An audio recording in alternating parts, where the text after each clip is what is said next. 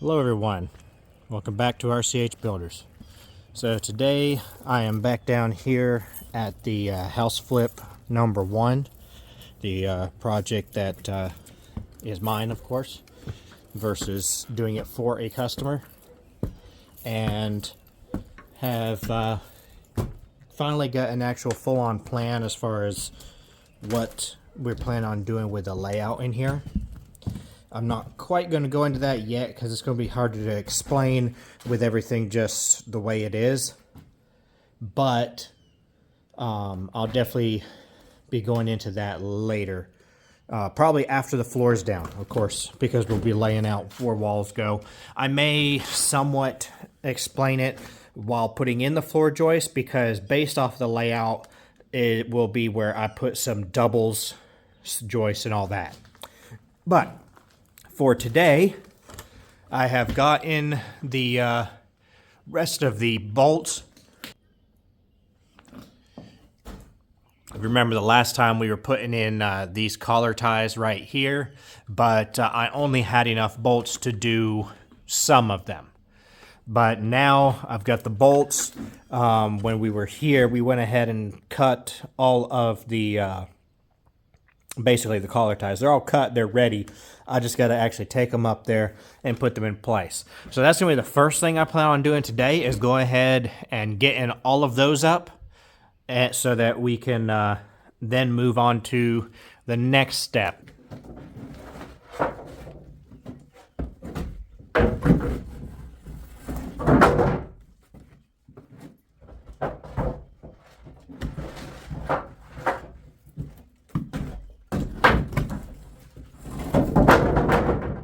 Alright, so I'm going to do a brief description of this because I did a more lengthy one in the previous video. So if you're wanting more detail, you can obviously go back and look at that. But basically all this is doing is creating a triangulation effect that holds these rafters together so that they can't separate. And when they separate, of course, that process is them falling. So that's what we're wanting to stop, is the ability for this roof to sink. So it right now it shouldn't be able to go anywhere with even just these few that I have up here. But because I'm wanting to jack up this entire house where it is back to being level, I want to add as much strength as possible. So I'm going to go ahead real quick and add it to each of these other ones that don't have one on them.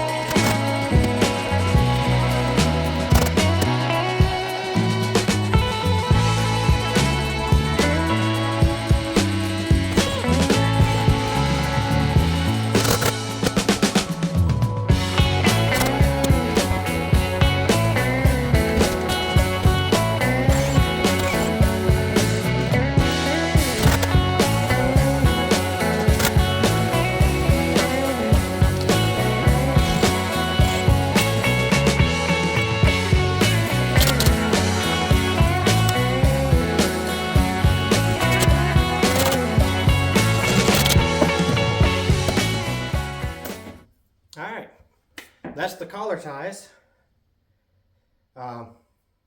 So, like I said, that right there will help the roof. If your roof is sagging a lot in an older home like this, just adding those would make a big difference. But when you put them in, what I would do is I would use at least 5 nails, if not 6 nails on each end. I'm not doing that here because I'm planning on actually jacking this whole roof back up in line. So I want these to be flexible. I want it to basically, that collar tie and the rafters to kind of rotate against each other ever so slightly. So that's why I'm using the bolts instead of screws. Or nails. I will add the nails or screws later. All right, now that we have that collar ties done, the next step that I'm wanting to do is go ahead and put in the tie joist. Now, what I'm referring to as a tie joist, we'll go ahead and look over this way. So, if y'all remember from watching the other series episodes for this series, we replaced almost all of the rim boards all the way around. And with the rim boards being replaced all the way around this whole thing, just about, what that means is now the walls, the exterior walls, essentially are not triangulated, tied into to what will be the floor system. So normally when you're building a house, you're going to frame the floor, that's the rim joist, all the joists, then you're going to put down OSB, or back in the day, what they had and what we took out of here was 1x6 ran at a 45-degree angle. What that did, that triangulated all of the floor joists to the exterior, and then the walls go on top of that. So that way, everything, like the walls, are locked inward through that triangulation effect. So because we have removed that underneath and had to replace it, now the triangulation is no longer going under the wall. So what we want to do is we're going to basically add a joist inside the rims. So those are double rims. That's all that's required for structural support out here. But to try and add the triangulation effect back, we're going to want to run another joist inside that, and it can be the same height as the regular joists that are going to be throughout here, which are 2x8s. So it doesn't have to be the big 2x12s that we had there to even out with the original flooring. We can run a 2x8 right alongside there. We want to use carriage bolts to fasten it together, and along with some deck lags. The difference between a carriage bolt and a regular bolt is that a carriage bolt basically has a self-locking nut, you could say, built into it, and it is designed to not stick out on the side it goes in.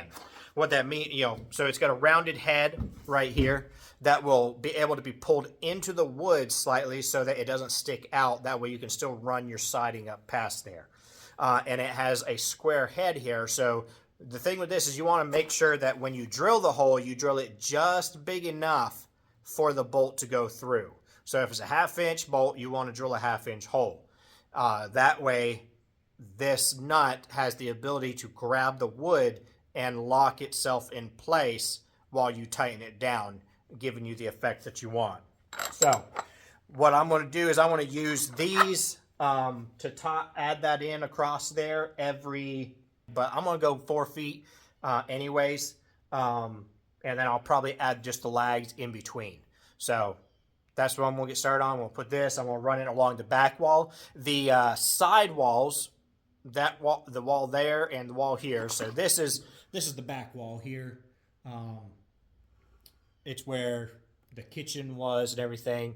The wall that you can see right here, this is the side wall, and then of course the side wall on the other side. Those walls don't need the tie joist because of the joists actually run into them. So it's not as they'll get tied in through that aspect.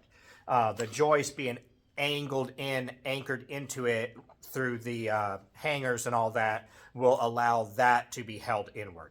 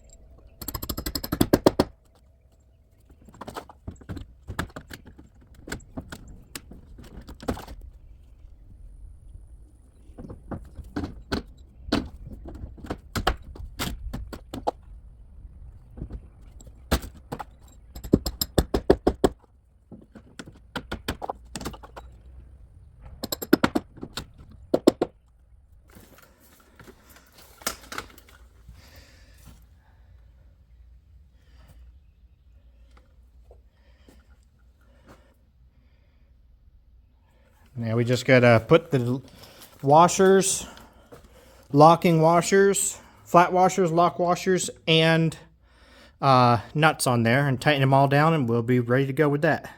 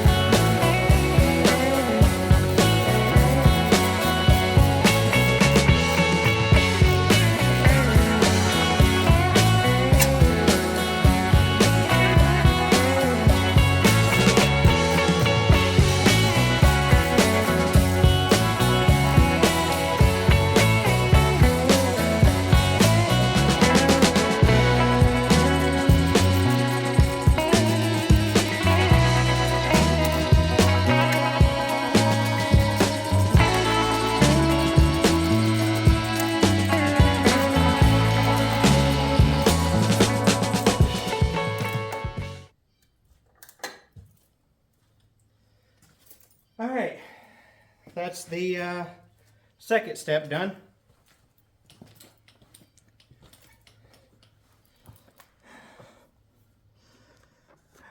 That rim board on there.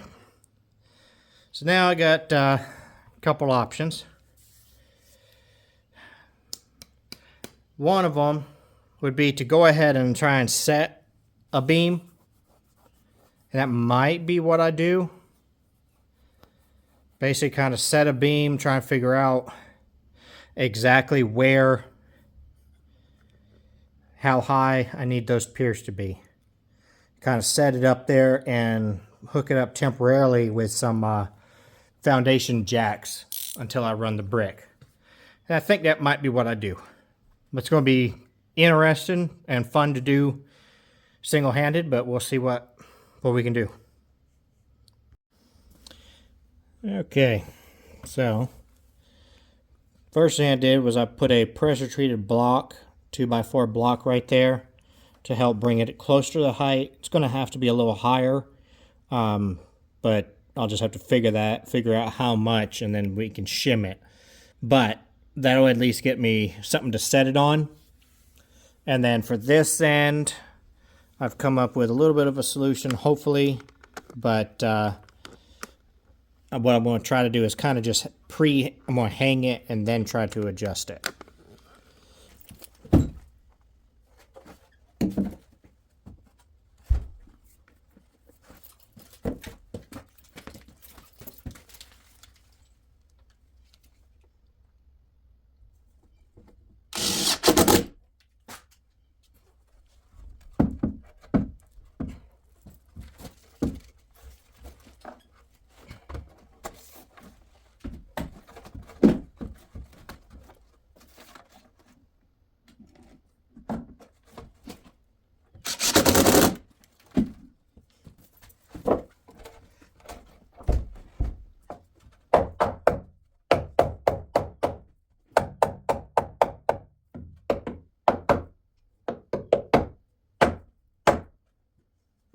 And with that on there, you can actually see how much that second joist right there, that double that wall and the roof is sitting on, has dropped actually. You see that nice, almost a whole inch.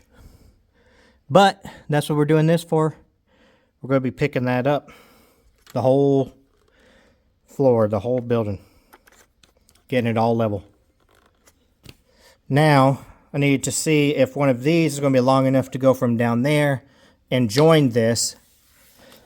or if we'll have to do something different.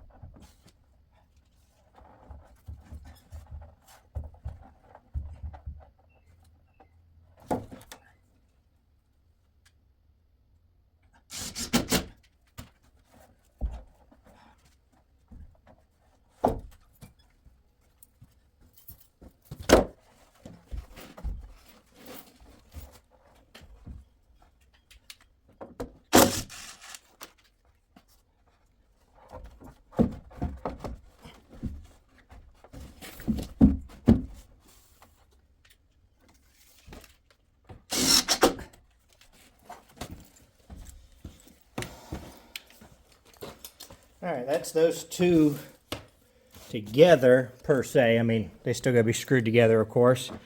And then I gotta put the two ends on. But that at least lets me get my measurements and my figure stuff out. And that's like, yeah, that'll split right on that pier, which is what you want to do.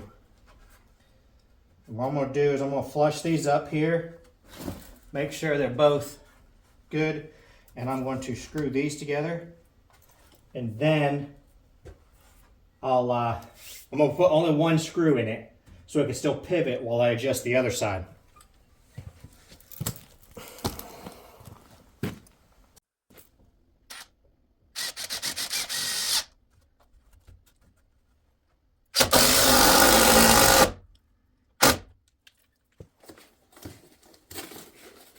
I'm not trying to jack the house up all the way just yet. I'm just trying to be able to, since I'm doing this alone, even these out. So that's got this end, but I need to get the other end where they join even as well.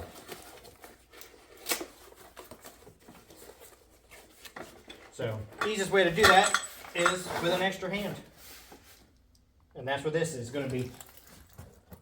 Okay, so you got two plates. You've got a top and a bottom. They're exactly the same. Doesn't matter which one goes where.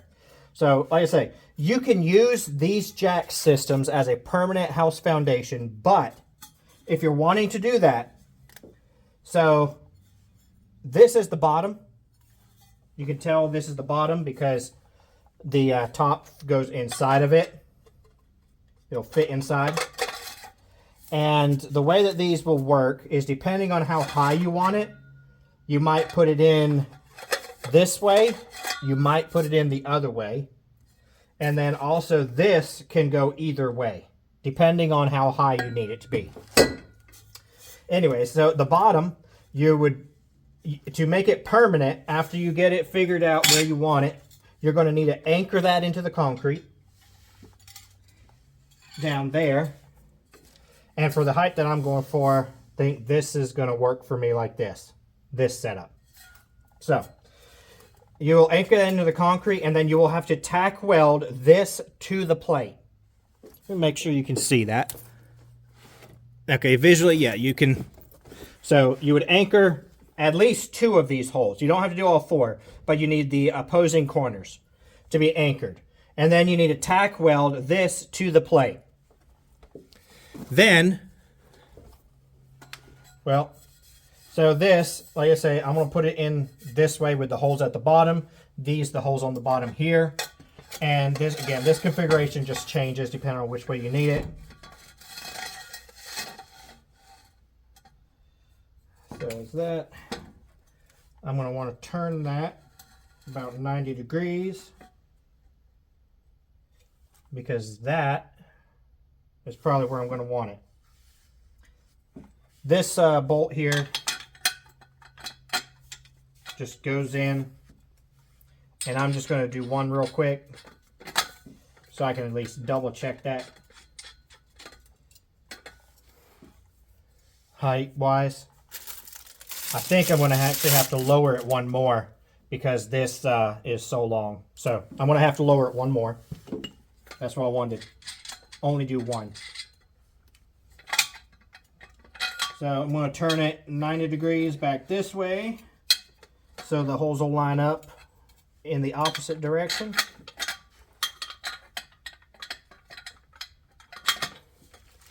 That's definitely low enough.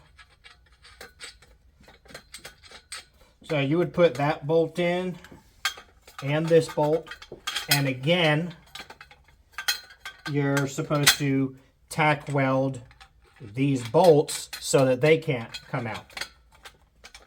This is only if you use it as permanent. If you're using it temporary like I'm going to, you can take this apart as many times as you want and you can use it under different houses to accomplish the same thing. So you're going to tack weld here, you're going to tack weld these both here and here. Then we'll move you up to where you can see. You're going to tack weld where this pipe joins this pipe. You need to tack weld that. Basically, you're making it a solid piece, of course. This is your actual jack. And the way it works is with a 3/4 ratchet, which it just unscrews, that's all. It sets down in there. Again, you have to tack weld it here. This plate just goes in reverse, and you're going to want to position it depending on the beam. Now with this being a 2x2 what you would do is you would just caddy corner it like that as it goes up into it. And when you do that, you're going to again put a lag bolt from here into the joist and a lag bolt from the opposing corner up into the joist. And then once you get it jacked up where you want it, all the way up, at that point you will have to tack weld this so that it can't unscrew and tack weld this to the plate. So, but again, for now I'm just temporarily, I'm using it just to give myself an extra hand to even these two buys out so I can put a screw in it. So I'm pretty much doing it just by hand. If I have to, I'll get a 3/4 wrench, but I think just a hair more, I've got it. Yeah. So that's even. So then I can fasten these two joists together, which is what I'm going to do. I'm going to go ahead and put a bunch of deck screws into it. I'm going to put 3 screws about every 12 inches on, and then do the same thing on the other side. So like if I got, say, here and here, I'm going to put the ones on the other side going in the middle, in between them. But there, that's extra hand. Works great for that, even if you're not needing it for an actual jack. When you're trying to do stuff by yourself, you go come up with different options.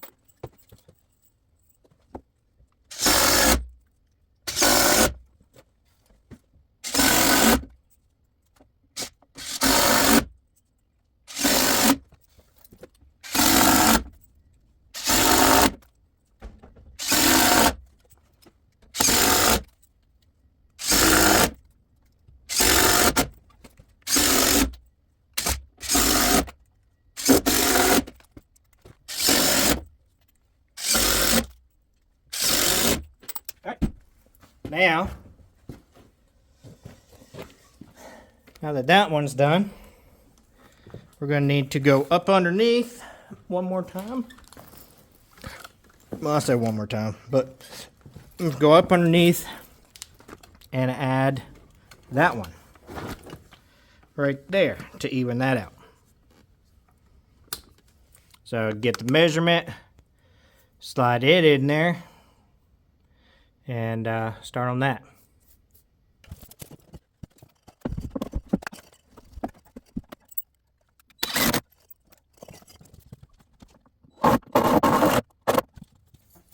Alright, now just need to screw it off, but I'm going to grab another one of my impacts. I've got like 4 or 5 of these, because if you're doing this kind of stuff, especially this much, with battery powered impacts, you are going to burn them up if you don't swap out and give them a chance to rest. So I'm going to grab probably 2 more of those impacts and then screw that off down through there. Probably going to just put it on hyperlapse because I'm just putting screws in. And then I'll come back with y'all.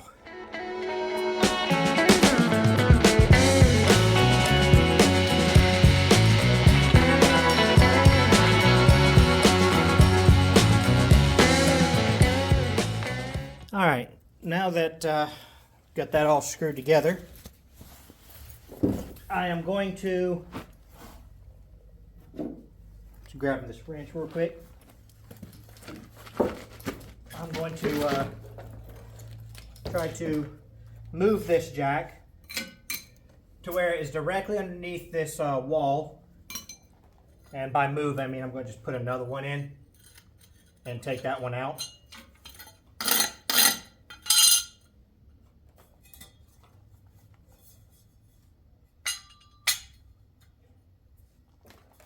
So basically same thing, I'm just going to hook it up the same way.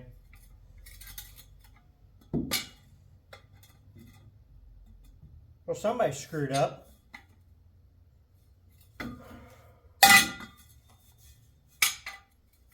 Somebody put 2 bottoms in this box. Dang it. Well, with it all being screwed together, hopefully I can just move this one. Because this jack is no good. Looks like it's fine. Because it's not like I had it real tight anyway. Move this way just a hair.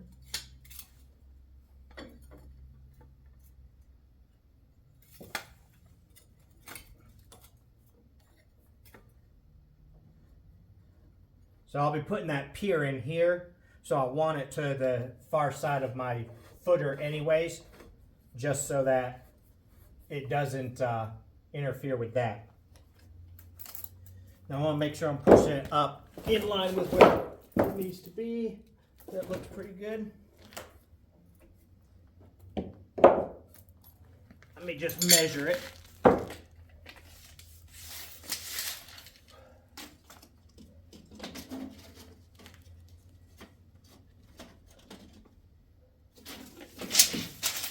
That's it right there.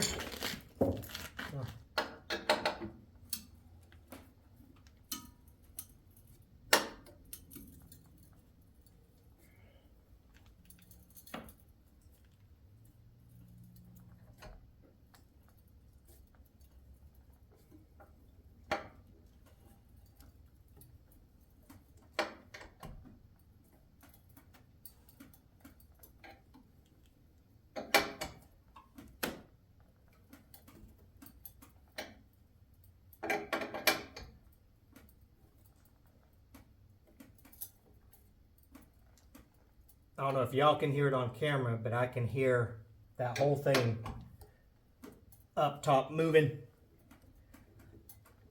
because I'm picking the whole thing up.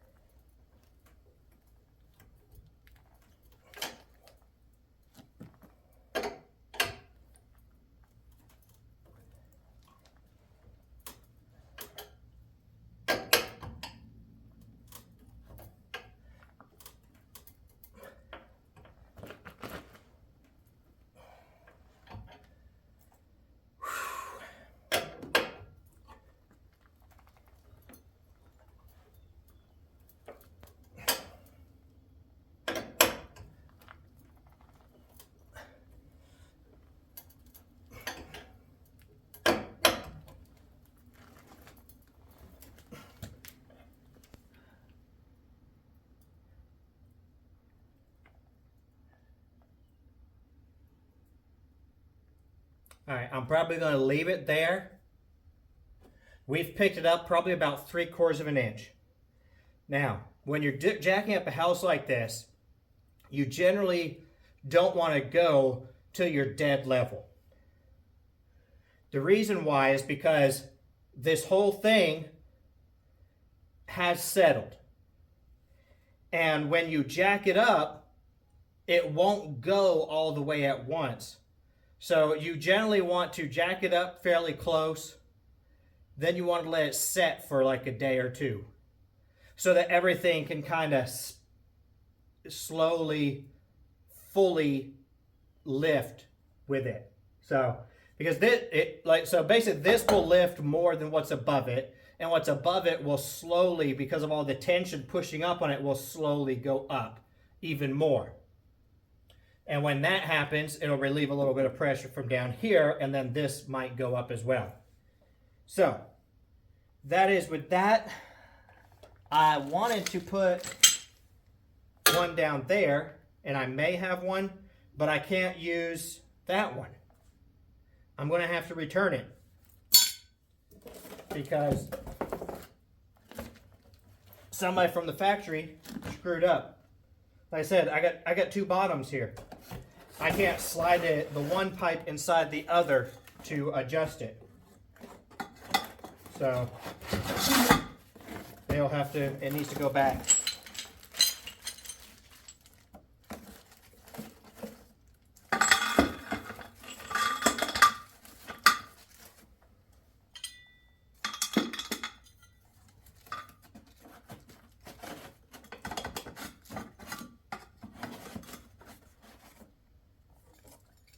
But I probably have a taller one that I can use down there anyway. Just to at least bring that up some so it's not just hanging.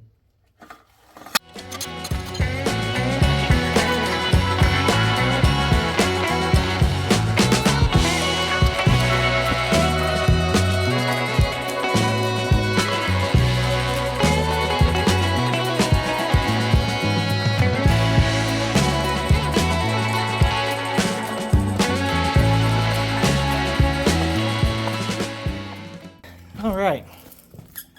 So, I mean, like I say, that's picked that up a good bit for sure. You can see it's almost touching. And what I'll do later is I'll check a level on this right here and see how that looks. But that should get close to where I could start laying brick. And then I'm going to have to do the same thing on the other side. And then have to try to do it in the middle. But I think that for today, I've done plenty of work. I think that we're going to call it a day.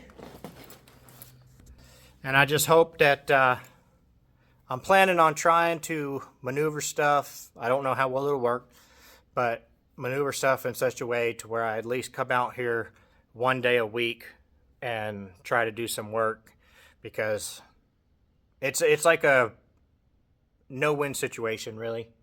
I need to do the work here. I need to get it done, so hopefully I can make money off it. Hopefully eventually I can make money off of doing some of these videos a little bit too, just because, you know, I don't want to work till I die. But anyways,